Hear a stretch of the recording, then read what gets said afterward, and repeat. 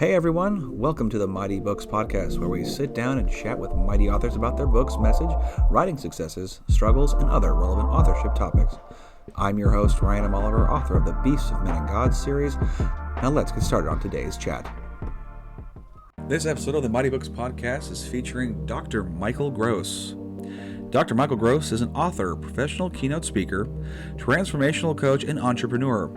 His past careers include marketing and sales, entrepreneurship, and being the CEO of several corporations.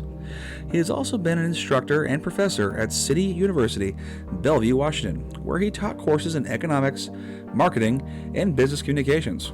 He has been retained by several international corporations as a consultant. He also has hosted a monthly international radio show. Michael's wide range of interests have led him to acquiring many degrees and certifications. He has doctorates in energetic healing and psychology from American Reiki Institute and dual master and bachelor's degrees in human services and gerontology from New Hampshire College. He is also a graduate of the University of Washington School of Certified Professional Guardianship and Tacoma Community College's School of Hypnotherapy. He is a certified Reiki Master Healer teacher, a Roger Callahan trained thought field therapist / teacher, a King County Bar Association trained guardian ad litem, and a non-denominational minister. Hello again, everyone, and welcome back to another episode of the Mighty Books Podcast. With me today, we have Dr. Michael Gross. Dr. Gross, how are you doing today? I am fantastic. Thank you so much for having the privilege to talk with you and being on this wonderful podcast. I appreciate it. My absolute pleasure. I've looked forward to this since we started this thing. You've been on my list for a little while, so I'm really glad we got to finally get together and do one. I'm really excited. So let's jump right into this. What is the title of your book? The Spiritual Primer, the 12 Transformational Laws. That's the official title of the book. And it's reconnecting with God, the true source, to create your unlimited life. That's the subtitle. Okay. So can you go a little bit, just a summation of what your book is about? Well, it's interesting. So I think I should tell you a little bit about my story, and that'll lead up to why I wrote the book. Perfect. And many years ago, I decided to go on my spiritual path. And then during my spiritual path, I learned that, I wanted to be a teacher and empower people and show them how they can create the life, not of what the life they think should be, but what their soul says. So we have to understand before we incarnate, we make all kinds of agreements. And in making these agreements, we choose our family, our friends, our relatives, how many children we're going to have, how many marriages, and all these type of things, and what our career is. And after choosing all those things, I chose somewhere around the age of 35, which was yesterday. And if you believe that one, I'll tell you another story. And I had some teachers, and I had a teacher that said, Michael, you're going to be great. You're going to do wonderful things. I said, yep, sure. Goodbye. And that was it. And then everything began to explode and explode and explode. So as I was talking about exploding on my path, just to give you a little bit more history, I was an entrepreneur. I owned several businesses. I was a college professor, did all these different types of things. And then I went through a disastrous divorce, which ended up being a good thing, but of course you don't realize it at the time. And I had initiated it. It was very painful. But in the end, I left Boston because in a meditation, Spirit says you're supposed to go to the West Coast. And I go, I don't like the West Coast. I don't like California. Sorry, Californians, but I don't like Southern California. My family lives there, but that energy is not in harmony and balance with me. I love to visit there. That gets me off the hook by saying that. But anyway, I said, no, I'm not going to move to the West Coast. And Spirit said, I don't care if you move from Boston to Detroit, Michigan, Miami, Florida, back to Boston, you're going to West Coast. Nope. Here I am in the West Coast, and I'm here in the state of Washington. So as time went by, I only knew one person, but I just followed what I was told to do. Didn't know what I was going to do. And at that time, I started teaching college. I said economics, business communications, marketing. And I have several degrees. One of them was in gerontology, which is study of the elderly. And somebody called me up from US West and said, we want you to go before the state legislators because we want to talk about caller ID. And so they asked me to come down and speak. So I went down and talked about caller ID and the reason elderly people needed it, because one of my masters in gerontology, and I was posed as an expert. And anyway, I got congratulations. And I said, well, gee, I'll get a job with US West. Yes. And they said, you're too overqualified. Think it will take you to lunch. I went, wow. But I realized I helped a lot of elderly people with caller ID to protect them. So making a long story short, I'm teaching college, I'm doing all these things. And I had got a little upset with spirit. So I gave up spirituality and I walked into a metaphysical shop and I heard time to start teaching. And I go, nope, nope, nope, nope, nope, nope. Well, what happened is the owner said, you have some intuitive abilities. I said, yeah, we need an intuitive reader and people who have questions about their future. And I said, okay. So I walked in there and I heard this voice, welcome, time to start teaching again. I said, no. Well, the owner was bugged. Hey, we want Michael to teach us. Finally, I agreed. And I said, I made a deal with spirit. And I said, I want to be a guru, just want to teach. That's all there is to it. So I told the students I'm going to be teaching, for 3 months. That's it. That's all I'm going to do. And the end of 3 months, you're on your own. Well, first 25 showed up on Monday. Another group showed up on Tuesday. Another group on Wednesday. Another group on Thursday. So I'm teaching like 130 or 40 different people every week, different classes. And I realized that, oh, well, I kind of like this. And then at that time, City University in Bellevue, Washington said, hey, we want you to teach international students. And at the same time, we want you to get your PhD. Well, PhD piled higher and deeper, and you got to write books and all that stuff. I went, no, I don't think so. I've never heard that acronym. I like that. Piled higher, deeper. I like it. So what happened was I got so busy with everything and so much pressure to get my PhD, which I eventually did get one, but I got it in alternative healing and psych, but that's another story. So after 2 months, my students were saying, we're having dreams about you. And I go, uh-oh, what kind of dreams? Well, we're having dreams. So you're going to teach us for 3 years. I said, no, 3 months. So 3 years later, I said, you're on your own. Congratulations. And I'll be here when you need me, but now it's the time for you to go on your own. Well, I had one group that bugged the ding dongs out of me. And they said they want to learn more. And I said, no. And after a year, I acquiesced and I started teaching them. And then it started all over again. More and more people were coming. And I'm laying out a little bit of a background on this because as things were coming along.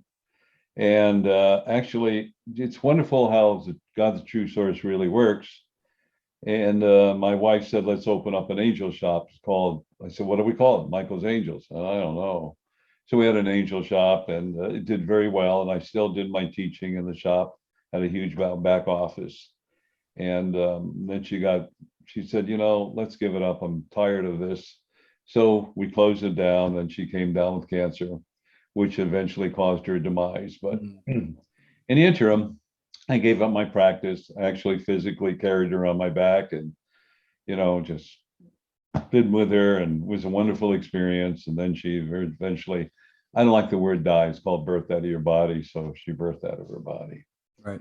And at that time, part of the agreement was, to sell the property. And it was a 40-acre farm we owned, and her children would get half and I would get half. She wanted to be sure I do that, and that's fair. And then soon, I moved in with some friends who then had a son who was looking for a roommate. During this time, as I'm doing my spiritual work, and it's increasing because I had to rebuild my practice because I gave up everything to take care of her. An unusual thing happened, and I have a very good friend in California. She said, you have to have an Akashic record reading. Well, for those of you who don't know what the Akashic record is, it's actually a history of all your past lives and what you came here to do in this lifetime. And her name, give her credit, is Reverend June Gatlin. And so my friend bugged me for about a year and a half. So finally I said, I'll do it. And she just blew my mind when Reverend June said, this is what you're supposed to accomplish in your lifetime. Well, I'm not going to go into that, but one of them was going to write a ton of books. I hate to write. I do not write. And I figured everybody knows what I know. Anyway, and then I meet a man named Patrick Snow, whom you know very well. Yes. And by accident, a mutual friend said, "Hey, you got to listen to Patrick Snow. We're doing some videotaping." And I came down to meet him. And instantly we formed a friendship.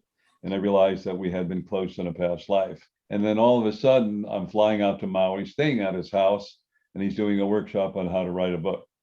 And he's very good, by the way. He puts me on Facebook. He said, "Dr. Michael Gross is now writing a book." I said, "Oh, damn. Now I got to write a book." And so that's how it all started. And I said, well, part of it, I didn't realize it, I had recorded it. It's called the 12 steps, the 12 laws of writing a book, living your life. And when I listened to the tape or the CD, when I had done a recording with Reverend June, she said, "You're going to write a book on 12 different laws." And I went, wow. And I had forgotten all about it. And that's how it came around. So everybody has a mission and goal. My mission and goal in life is very simple, and that is to help everybody reconnect with God, the true source. That's number one. Number two, to realize they are the solution. Number three, they are making and can make a difference. And number four, once they reconnect to change their life and live their life according to their soul, not their ego, is to show them and help them to manifest their spiritual missions and goals. So manifest it. And that's what's so important, which led to another book I'm writing on the 12 protocols of manifestation, which I've done workshops on and so on. So actually, that's it. So my personal goal is to help everybody get back to one important thing, and that is to reconnect with God, the true source. My other goal is to get 1% of the population to awaken from their deep slumber of fear, doubt, insecurities, and reconnect with God, the true source. Well, 1% is a small number, but of 8.5 billion people, it's a lot of people. So I'm sure there's a lot of other souls that are doing what I'm doing. I haven't run into them, but I'm sure I will someday.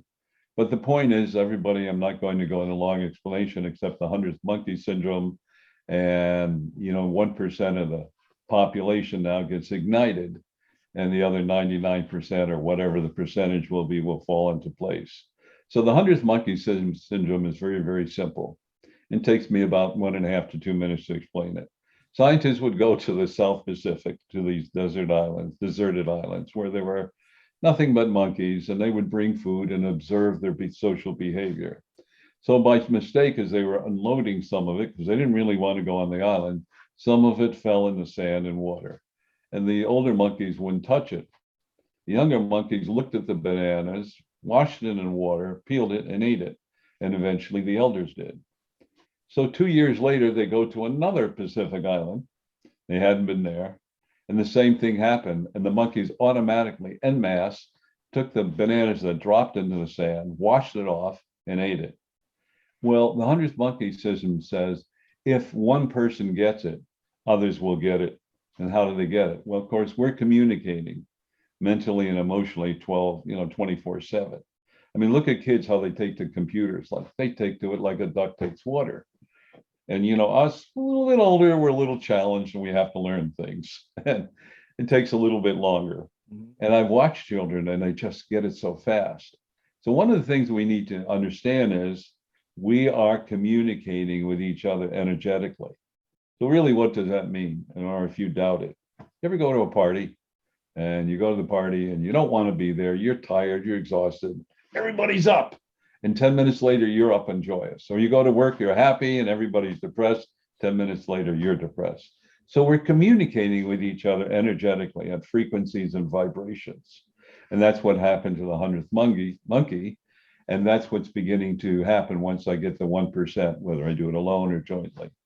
And so that's my mission and goal, to awaken us from the deep slumber. Mm-hmm. Now, one of the great teachers of that was, of course, Buddha, was Christ, and there were many others. Krishna was another one. And I'm sure there are others I'm not aware of that taught about reconnecting. So one of the things I want us to all understand is we are energy. Talk to a scientist. Yeah, Michael, you got a physical body, but you're more than a physical body. Well, what is that? You got atoms, particles, molecules, neutrinos, and so on and so forth. And understanding this energy, because that's all you are, is an energy that took on a physical form. And what happens is is that this energy is created by your thoughts. What does that mean? Well, as the true source said, what you think you create, you experience. So what we have to understand is we are creating our life 24/7. And that's so important for us to understand that we're creating our life 24/7. So we help create this universe. And you're going, yeah, right, Michael. So think about this. One of the things we created was water. But here's the anomaly. You take 2 parts of hydrogen, a gas, 1 part oxygen, a gas, and you get a liquid called water. These 2 gases are water. Wait a minute, this doesn't make sense. 2 gases make a water, but yet it is. So this shows you how we've created things. Why did we create it? Because we went out to experience what if, and that's how everything happened.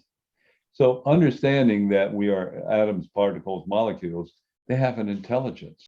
And with that intelligence, with our thought, because so thought is electromagnetic. Well, what does that mean? Well, they can measure your brain waves in electroencephalogram, and they have more modern equipment. But there's a graph that shows how your brain fluctuates up and down in a graph. And it's electrical. And some of the doctors have discovered, and the scientists, that if you have a broken leg, broken bone, shall we say, and you put a small electrical current on it, it will heal much faster. And one of my friends did that, and they healed in record time. All that I'm saying to you is in my book for people to realize who's really in control of your life. You are, right? You're not a victim unless you want to be a victim. And, there are people who, I've worked with that healed that don't want to be healed. They go, why don't you want to be healed? What the dickens?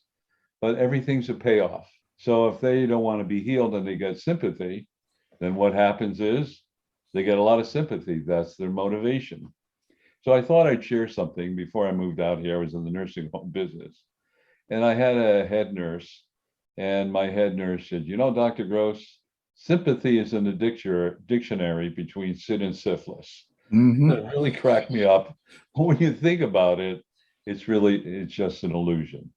And I know if you tell somebody, says to somebody they had a cancer or whatever, yeah, it is.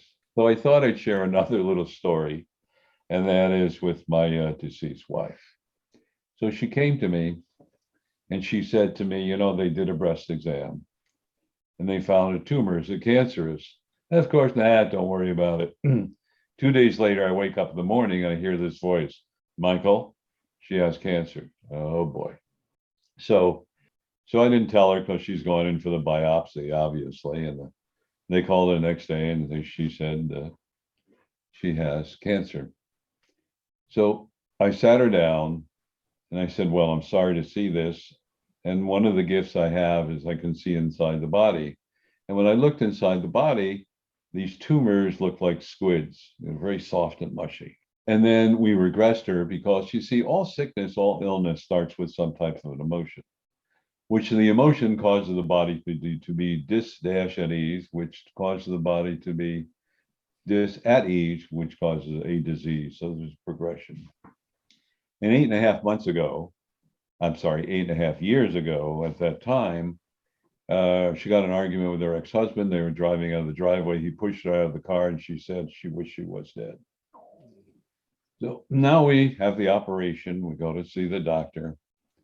And the doctor said, this cancer takes 8.5 years to grow. And she just looked at me and didn't say another word. And as we, came home, she progressed and got better. But unfortunately, she became consumed with the fear, the doubt, and anxiety, and unfortunately became an alcoholic, and it was all downhill. But that happened. The reason I wanted to illustrate something personal is that, you can't heal anybody or save anybody that doesn't want to be healed. Now, that's not an excuse, but she was so consumed with the anger and stuff that I want to go into in her past life that it eventually caused her demise.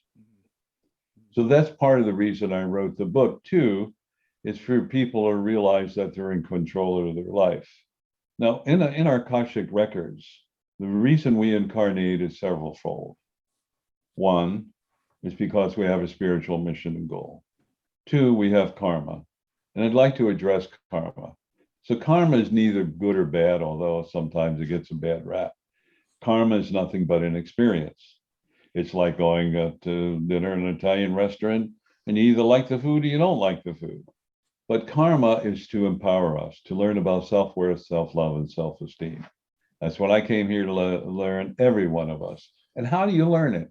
Sickness, illness, drugs, alcohol, multiple marriages, depression, anxiety, all these things. And no matter what it is, whatever the karma is on one side, which I call challenging, once you learn it, it's over and done with.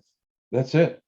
On the other hand, we have another type of karma, and that is, Ryan, if I gave you $1 million in the past life, you'd have to come up and say, Michael, here's $1 million. So I'm ready to receive it when you're ready, Ryan. All right. I'll go make a withdrawal. Okay. Yeah. So that's kind of what it's all about. But there are some people that just don't want to let go. I've had comments about my mother was narcissistic and on and on and on. 20 years later, and I know my mother karma, and on and on. I said, enough already. You learned the lesson, let it go. But she wouldn't let it go, which eventually caused her demise. But that's our free will and free choice. That's the important thing everybody wants to know and should know. Free will and free choices. You came here to learn a lesson. Once you learn it, you can move forward. You can be a trillionaire, you can be a pauper, you can be homeless, or you can have a wonderful life. It's all your choice. Right. Everything is our choice, and that's what the book is about. Now, I know I've rambled on, but I'm sure you've got some questions, so please feel free to ask. Okay. So you mentioned God the true source, and it's in the book and everything. Can you kind of elaborate how that term came to be? Because not everyone really is familiar with that God the true source. They think God and that's it. But what exactly is God the true source? Okay, well that's a great question. So thank you for asking the question. Mm-hmm. My progression started working with guides. I'll explain it. Master guides, guardian angel, which we've all heard of, and then we collect angels. So in the very beginning, when I started my spiritual path, my original teacher talked about guides. Well, what are they? And then I did meditations. When we reincarnate, we have a team that goes with us, a team to help us with our missions and goals, whatever they may be. And we choose this team, or maybe they volunteer and say, I'll help you out, Michael, or whatever, either combination. So the guides are what I call newbies. They just recently ascended to a very spiritual position in life to help people accomplish their missions and goals. Remember, I decide before I incarnate when my missions and goals. So then we have master guides who are more experienced and oversee the guides. And then we have a guardian angel, which we talk about, guardian angel. And then we assemble or gather angels. And throughout our past lifetimes, all of them, we have angels. And they assist us with our missions and goals. Of course, we have to ask assistance. Don't expect it. And one of the things they do is make sure we're not too hard on ourselves. So they help us with our missions and goals. And throughout this experience, in my meditations, I always refer to the word God, as we all do. And then I meet this vibration and frequency and energy. And I said, well, who are you? Said, well, I'm the true source.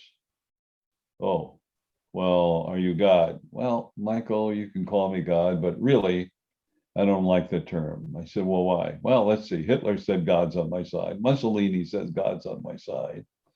Let's see. Napoleon said God's on my side. And Potpole, but not Potpole, but Ili Amin and all the others, all God's on my side. God's on my side. Well, that's not true. So I like the word true source. And the reason I use the word God dash the true source is for people to accept really what the true source is. And we would use the term God. There are over 360 names for God. So my next question is, okay, well, what are the rules? Oh, it's simple, Michael. Right action and correct exchange. Well, what does that mean? Well, first of all, when you want to desire something, you don't say, I hope this person loses a job, breaks a leg, because I forget that one. But if you ask them for healing or love or whatever, I will work with you. Okay, remember those words, I will work with you. And I said, okay. And then correct exchange is, of course, paying it forward, another word. So the true source said, if you want something, you have to ask me for it. I'm not going to give it to you, but it has to be right action and correct exchange. Well, as I said before, what I've learned is that in the Old Testament, it said we are made in the image of God, right? Well, so my image of God was an old man with a beard, right? That's what we thought, or I learned. Remember I said we're all energy, we're all frequencies and vibrations.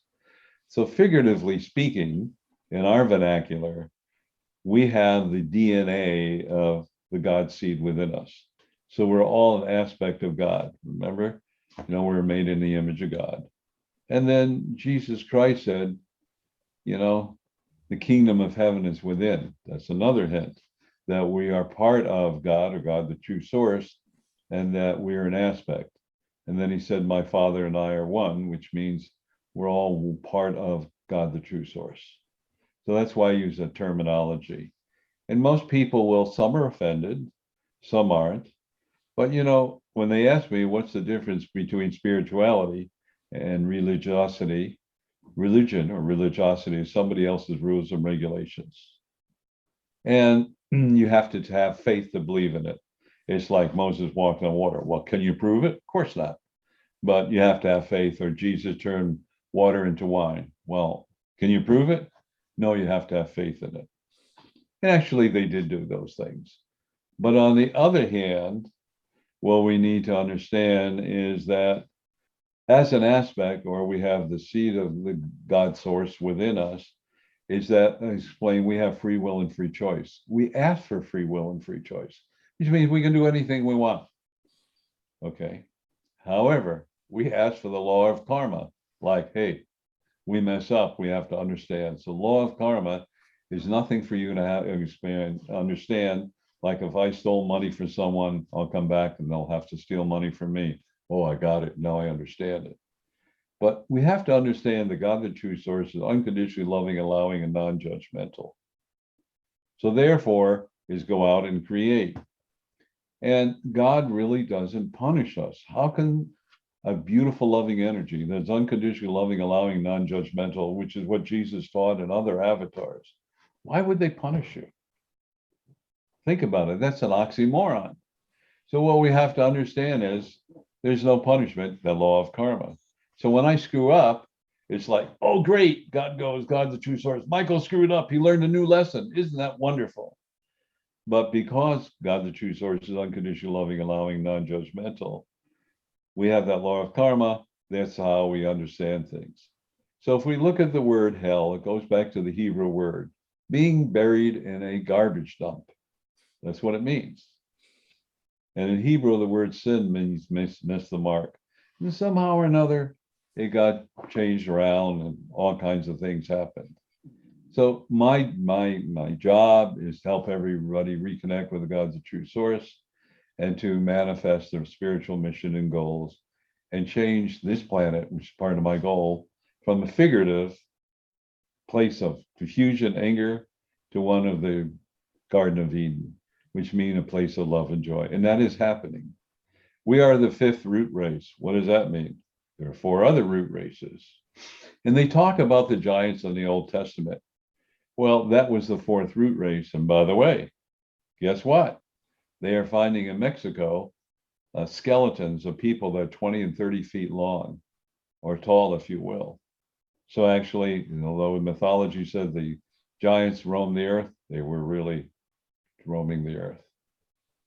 And if you want to understand about frequencies and vibrations and how we're all energy, here's an interesting thought. So I talk about raising our vibrations, which means leaving the material world into the spiritual world. And this is how energy works. So we take an ice cube. It's frozen. The atoms, particles, and molecules are running really slow. In fact, they're slow, they're barely discernible, and they appear to be a solid. And so that's because our energy, particles, molecules, neutrinos, so on and so forth, the soup mix, running slow, we're physical. You can see us, we're dense. So you compare yourself to that ice cube. Then take the ice cube and put it in a pot. And the energy, which is the warmth, that begins to melt. Now it's a liquid, so it's changed form. Still the same particles, atoms, so on and so forth, but they're speeding up. They're not as dense.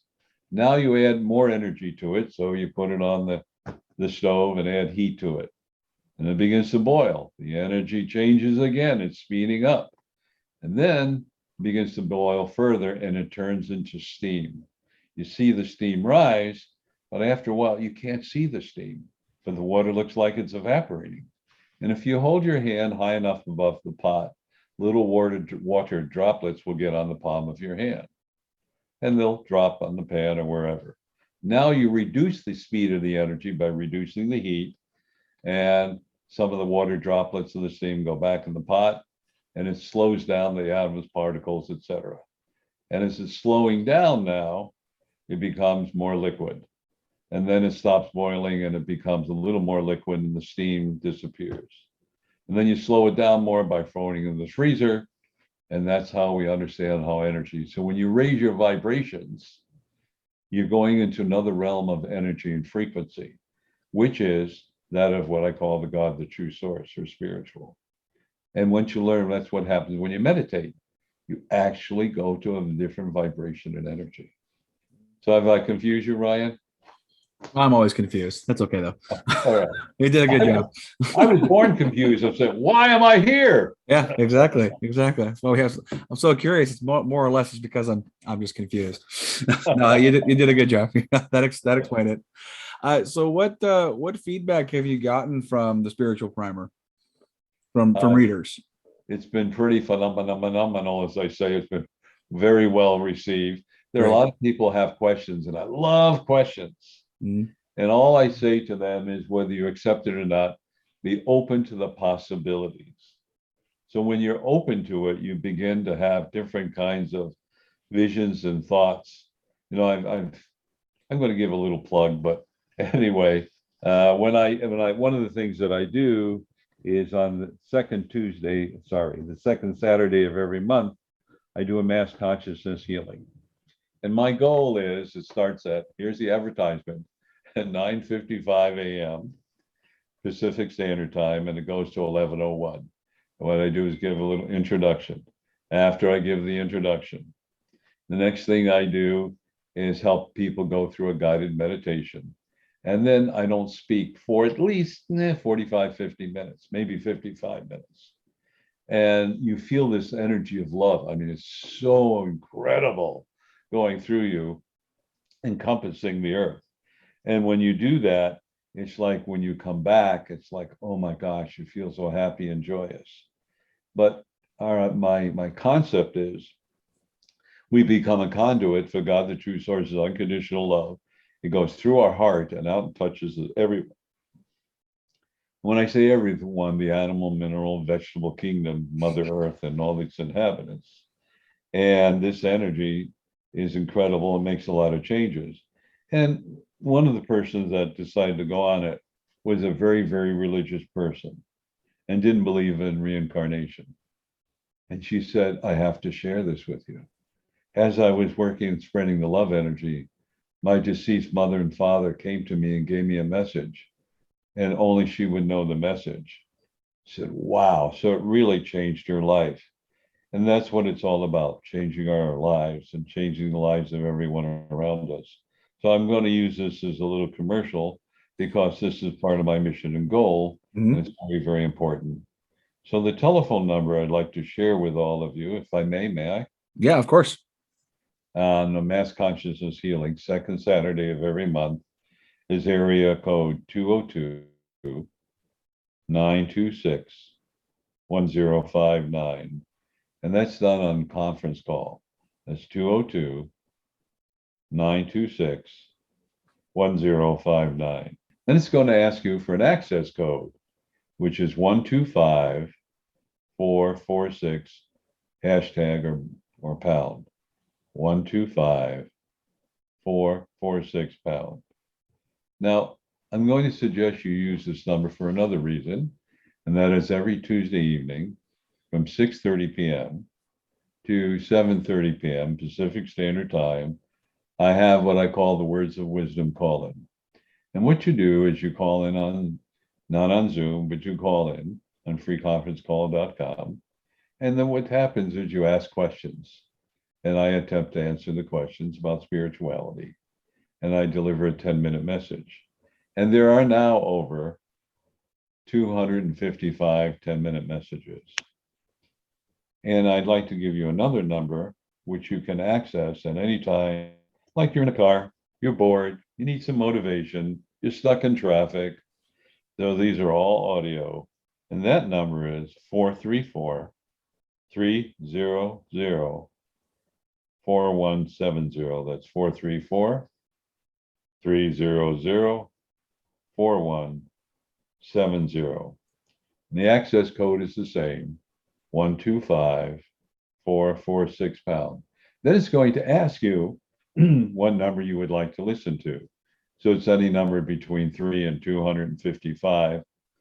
By the time you get it, probably be 256 or 7 by the time you get this. However, I would suggest number 92 to start with. Lots of response.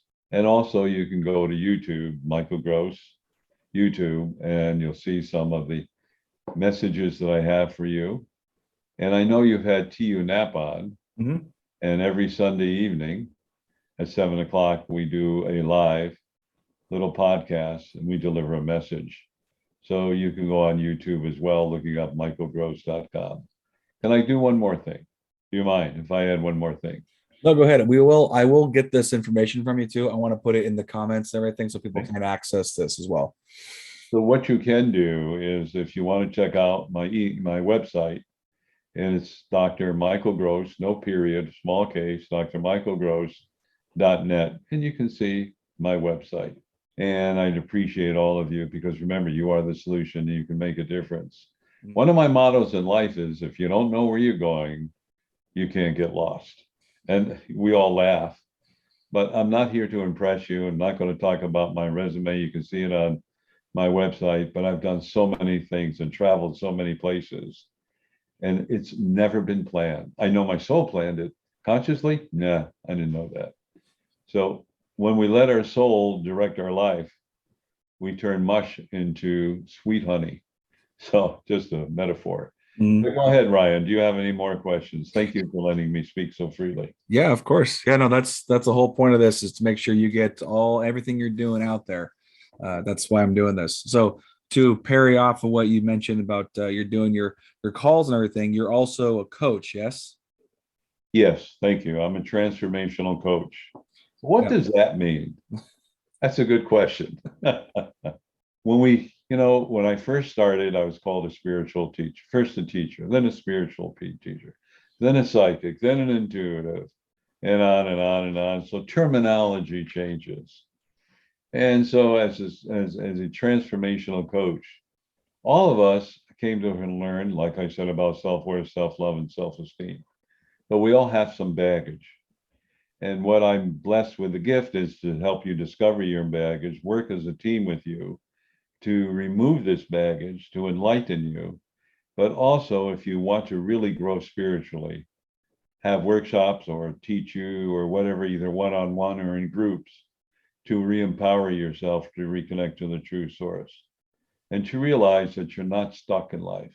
You don't have to live that life of fear or doubt or whatever went on. You will learn how to release it, empower you, and to do your missions and goals. And then you become a great manifester, and you become more intuitive. You just know things that are going to happen. It's just magic begins to happen in your life. But most importantly, when I work with you is to heal not only what you've gone through in this lifetime, but some of the karmic lessons you chose to have in this lifetime from past lifetimes. And then it's like you become an artist. You have a blank canvas and you can design your life the way you so desire to design it, because you have free will, free choice. So that's what I do as a transformational coach and employ lots of different things. Now, one of the things I do, which amazed me, and True Source came to me and talked to me about cellular release. Well, of course, what is cellular release, Michael? I don't know. So I asked him what it is with cellular release is every emotion we have is stored in our body, everything. Remember what I was talking about We have an emotion, like with my deceased wife. She didn't want to be here anymore. And so what we have is she came down with cancer and illness or whatever. So any emotion that from the day we went into the fetus, into utero, to this moment in your life, every experience is stored in your body. Well, what we want to do is release only those that are challenging or negative. The good ones, why not leave them there? If it ain't broke, don't fix it. That old cliche. Mm-hmm. It is very traumatic. There's a lot of tears, a lot of emotions. And I did one number of years ago, it was 3 days, and they never experienced anything so beautiful. They felt free. But I said to him, I laughed. I said, okay, remember this, you release it. Don't take on any negative beliefs because you'll add to it. And one of the persons I did was for she convinced me to do it one day. It was 9 or 10 or 11 hours. And 7 boxes of Kleenex. I'm exaggerating, but she became a new person and free. So that's one of the things I do. And then I do past life regressions, which you discover things about your past life, what you brought into this life that you need to be freed of. And I'll give you an example. So a client came to me and he had a back problem. And he was in the moving business. And he said, can you help me do some healing? Well, of course, there's no problem. But then I regressed him to where this really began. And he had a vision in the 1850s, 1870s, somewhere around there. He had a horse and wagon. Actually, he had 6 horses, big wagon, almost like a Conestoga wagon, but not quite. And he moved people and he would bring freight. And what happened is he actually was run over by the way, by a wagon by mistake, which injured his back, and he no longer was able to function and move. He ended up, sitting in a chair, a makeshift wheelchair. Well, now he's in the moving business again, right? And he's getting a little bit fearful. He's saying, I'm getting older. I want to injure my back. And when he went back to that lifetime, and we released that energy by coming back in this lifetime, immediately the pain went away and never occurred again in his lifetime. But this also applies to everything that exists on the earth. And there was a wonderful case where my best friend, she said, my daughter got this dog, and every time I put a collar on the dog would freeze and wouldn't move. She had to drag it, it wouldn't move. This is weird. She called me up and said, hey, I'm on my daughter's. What can you do, Michael? Well, actually, I had a conversation with the soul of the dog. Yes, this dog has a soul, different than ours, but nevertheless. And the dog said, in a past life, I was tied to a wagon on a leash. The horses bolted, I was dragged and almost died. I don't want a collar and leash on me. So I explained to him, the reason is that your mistress wanted to have a collar on you because in case you get lost, you got these tags, and if you couldn't find your way home, etc. So we had this conversation. And finally, the dog said, okay. Then his mistress went up, put the collar on him, put the leash, and he walked out of the house. 3 months, he wouldn't do that. So this affects everybody as how it goes on. And I thought I'd share one more story. And the other story I wanted to share with, I told you I had a business, Michael's Angels, closed it down. And I had my office, and a woman walked by, and I'm walking out of my office. Oh, you're Dr. Michael Gross, you had Michael's Angels. He said, yeah, big smile. Well, I've been praying. I said, yeah. And you're going to save my grandson. In my mind, went, uh-oh. So what's going on? Well, he's 3 days old and they can't get his heartbeat down. It's out of sight. So this is at Mary Bridge Hospital, which is in Tacoma. And of course, I'm a non-denominational minister, and they've got me into urgent care. Well, I guess it's ICU, and put a gown on. And this is at midnight. And so I'm talking to them. They think I'm praying for them. And I said, what's going on? Said to me that in World War I, he was a pilot. And he was shot down and he died in a plane crash. And he was drafted. And he didn't want to be drafted into the military and die. And I explained to him, we don't have the draft anymore. You have free will and free choice. And you don't have to be in a plane or die that way. Well, he said, I'll think about it. So at 2 o'clock in the morning, I left. 10 o'clock in the morning, I'm in the office. His grandmother stops by and gives me a hug. Thank you. He's going to live and his heartbeat is normal. So when I do all these things, I'm not special, by the way. I'm just Michael. I'm just a conduit for the true source. That's what I chose to be. We can all choose to be that way, but I wanted to share these stories, how our soul creates our life and how our belief system can be changed and we re-empower ourselves or cause our demise. So I thought I'd share some of those stories with you. And there are many more, but that's enough. So when you do is it a reading, like a past life reading? You just talk to somebody and then you can kind of connect with them, or how does that? This is completely foreign to me. So how does that? How do you experience this? If you're walking on the street, all of a sudden you have someone talk to you, go, "Hey, I got this issue going on," and you just kind of connect with the person in their past life. Like how does that work? Well, there are certain rules you have to follow. Okay. So when you do a past life regression, you have to have the person's permission. You can't violate their privacy, so to speak. Okay. Therefore, if they come to me and they want to do it, I always ask you to have permission, but really I don't because they came to me and giving me permission to do it. But 99% of the time I do it. And then there are two ways in which I do it. One, I see it. I either see it or sense it or hear it. I have these visions or I hear these words in my thoughts. However, I choose to say, well, I can say you did this and this. And then go back and say, Dr. Michael said I did this and this and this. Well, how do you know? So what I do is have you experience that, have you the memory of it. All right. And then we begin to find out how it affected your lifetime now, what needs to be healed and released. So what it is you will experience it, so it's your own experience. And then many times, of course, the thing they'll say is, well, I made this up, and they'll go, well, we were only going a few minutes. He said, what time did you come here? 1 o'clock. What time did your clock say? 1:45.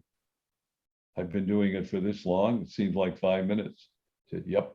And then what happens is they begin to look at their life down the road and realizing that this is the cause of it. So when we release it, if it's a block and they allow it to be released, because that's important because you have free will and free choice, their life changes.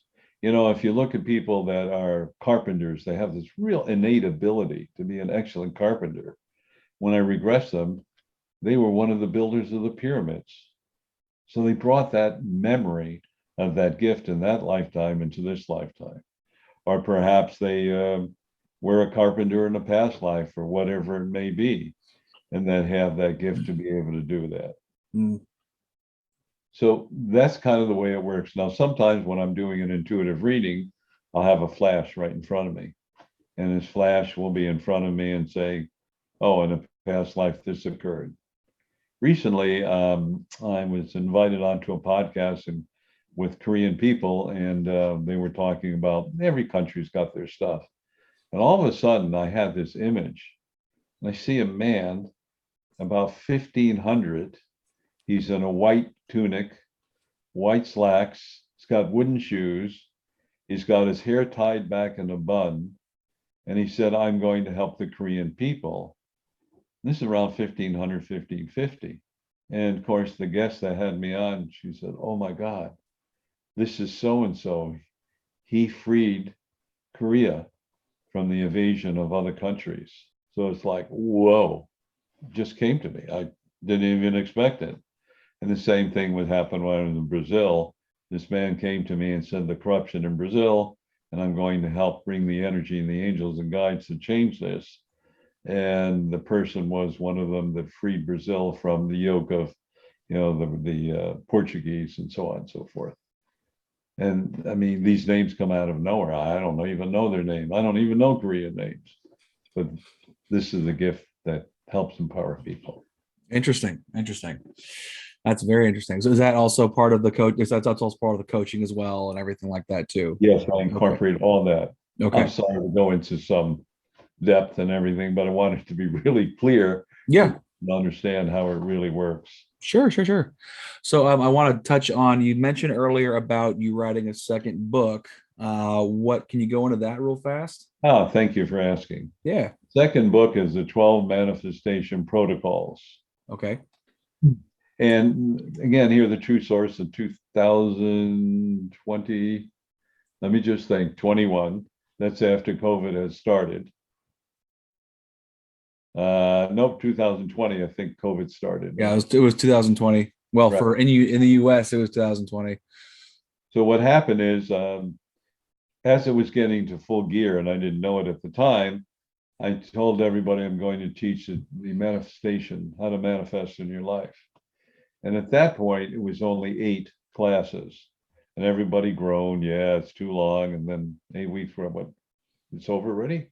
I said, yes. And they said, well, how fortuitous of the time, because businesses were operating out of Zoom or weren't open.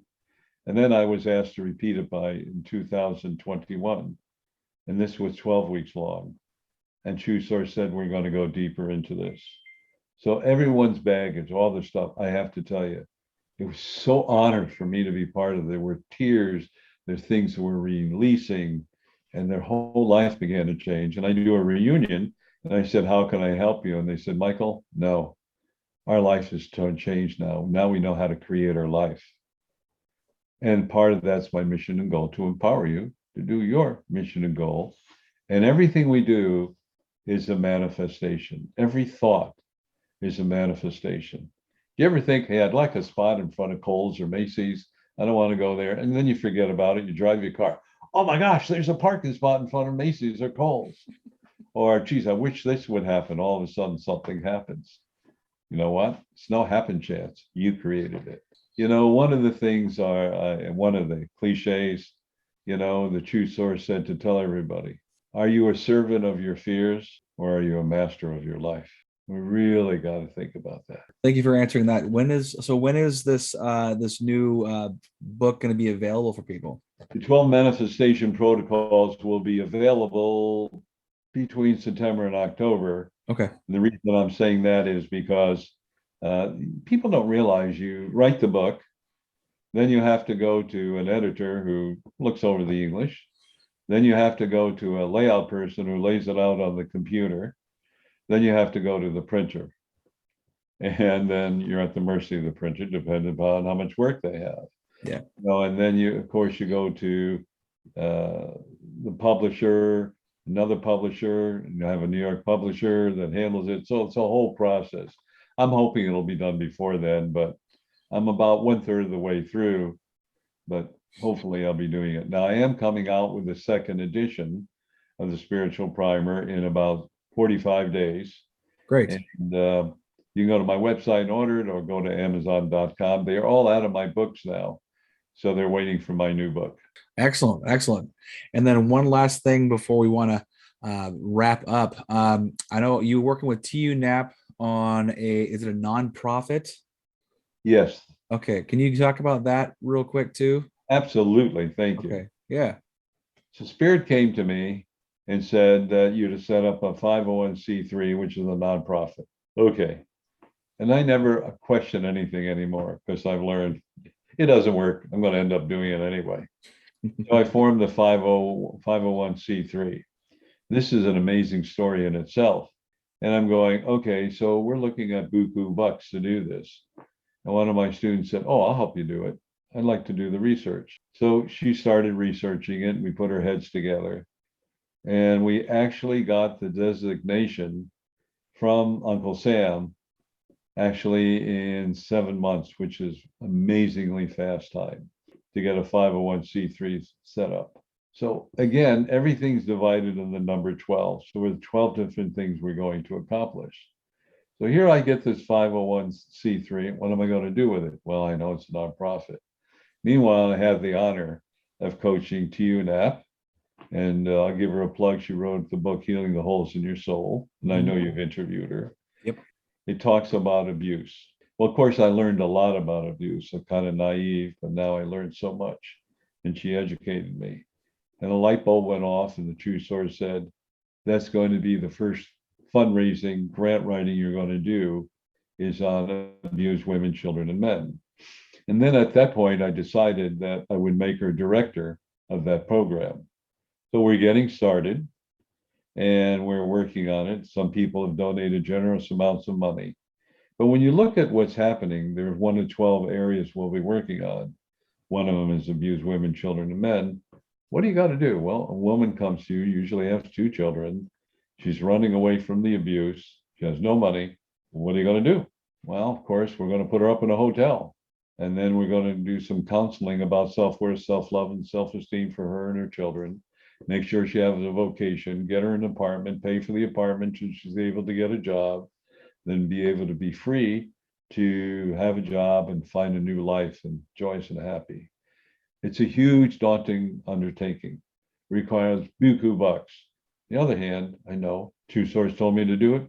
It'll be there. However it gets there, it's not my job. All I know is manifest it, and the way it comes, it comes. Therefore, it's called the International Institute of Self-Empowerment.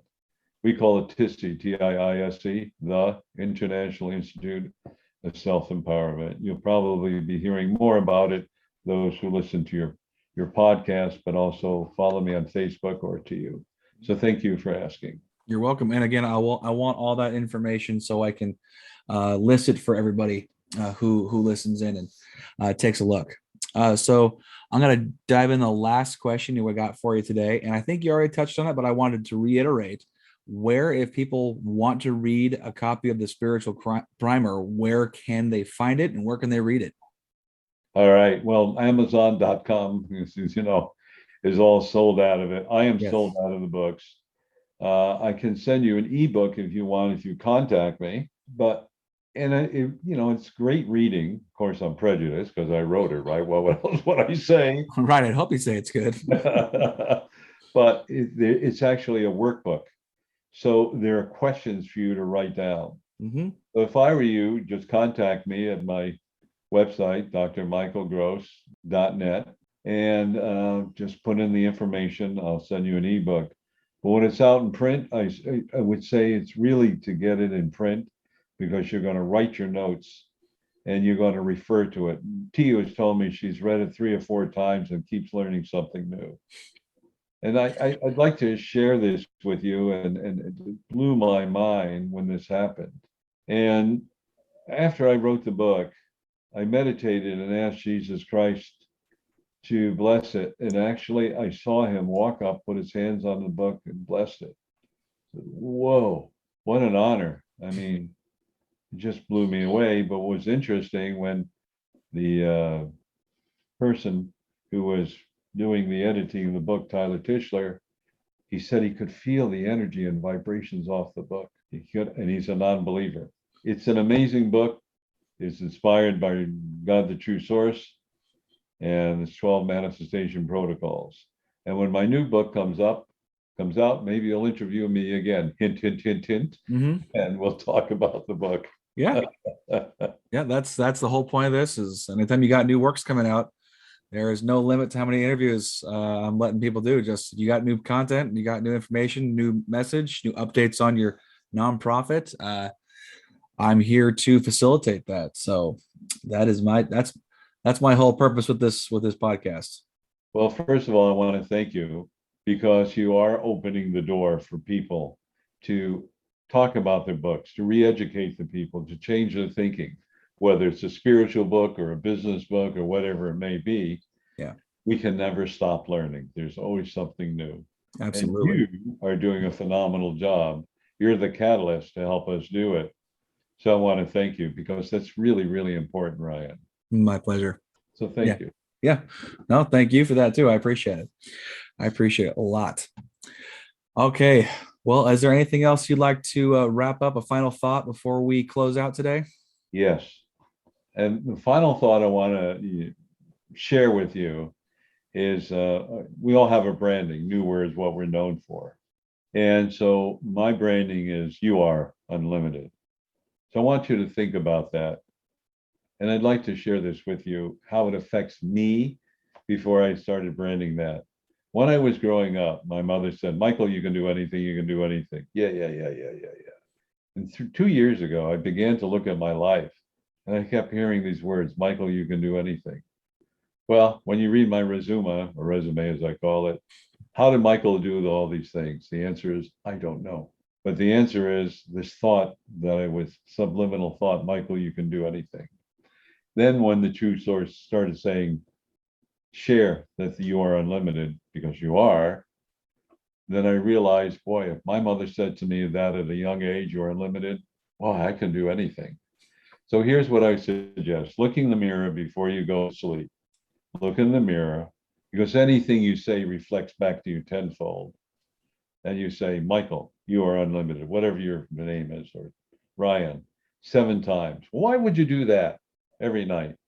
Because the last thought you have, you review 40 to 60 times in your thoughts. And there was a way, I'll talk another time how this is proven with scientific fact. So the subconscious mind, because 94% of our thinking comes from our subconscious mind, 6% from the conscious. So you're putting in your subconscious mind, you're unlimited. It goes, yeah, sure. Yep. Then 31 through 60 days, well, maybe. 61 through 90 days, yes. And it will change your life. Very simple. So that's my message. Look in the mirror and say, you're unlimited with your first name 7 times. Excellent. All right. Well, thank you so much for that. I appreciate all your positive talks and discussing your book. And everyone who's listening, please reach out to Dr. Michael Gross and get a copy of his ebook, and look out for the physical copies when they come out. And I look forward to more conversation with you in the future. Thank you so much. And thank you for the wonderful work you're doing. You're really being guided by, I call God the true source, to do this work, to empower people. Bless you. And thank you, everyone, for listening. I appreciate you. Thank you, everyone. And I hope you have a wonderful day. Are you an author? Do you know someone who is? If so, then message me, Ryan Oliver, at ryanmoliver.com to set up a free appointment to discuss being showcased on the Mighty Books podcast. If you enjoyed this episode, make sure to subscribe to the Mighty Books YouTube channel and share the link to this and more episodes with your friends and family. Thanks for listening. So long for now. Stay mighty and keep reading.